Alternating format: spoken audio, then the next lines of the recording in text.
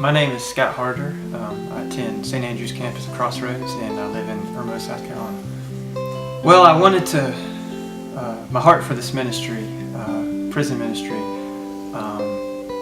is centered around just wanting to share the gospel of Jesus Christ with men who desperately need it, who are locked up, oftentimes alone, feeling like they have no hope. And I want to be able to share with them the hope of Jesus Christ despite what they've done, despite what crimes they've committed, that there is hope, there's salvation, there's redemption.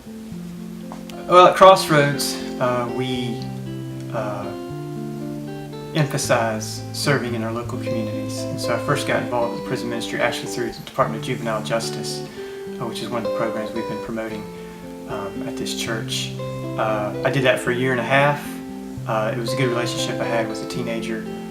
After he was released, I just felt called to do more ministry in the adult population. So I got involved in a men's ministry at the Campbell facility on the Broad River Road prison complex. And I've been doing that for about a year and a half now. The ministry at the Campbell facility is called Onesimus. We meet weekly on Wednesday nights for about an hour to an hour and a half. There are other mentors that come. It is a mentoring discipleship program. I usually meet with anywhere from 1 to 4 guys. The whole program usually on a Wednesday night involves maybe 10 to 15 inmates and 4 to 5 mentors. Sometimes it's small group. Sometimes we do more of a class discussion or class teaching. But it's more of a small group. Try to make it one-on-one, one-on-two as much as possible. We talk about just life. Talk about the struggles they're having in the prison. We talk about how they can grow in their faith if they're already believers. If they're not believers, of course, I'm trying to teach them and proclaim the gospel message to them in hopes that God will change their heart and convert them. Sometimes we do Bible studies. We've been going through Philippians, just as our church has been going through. We've been doing that as well. We've done discipleship books. But the focus is to really get to know these men, get them to know you and trust you. Invest in them, just that investment is very important, and just that one-on-one relationship and friendship. I consider myself friends with many of these guys.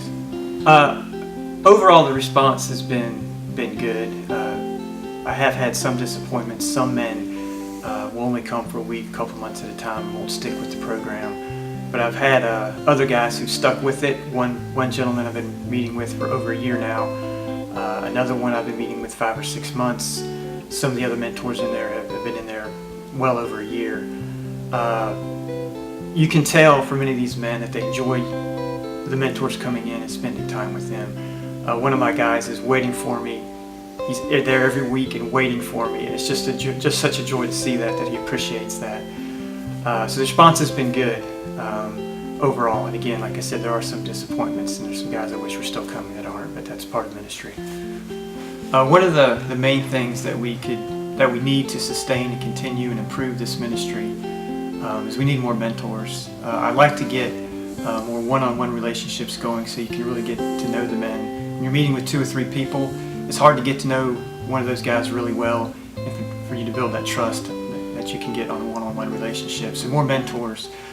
We also have opportunities where we need a group of men to come around an inmate who may be getting ready to be released from the prison, who may be local.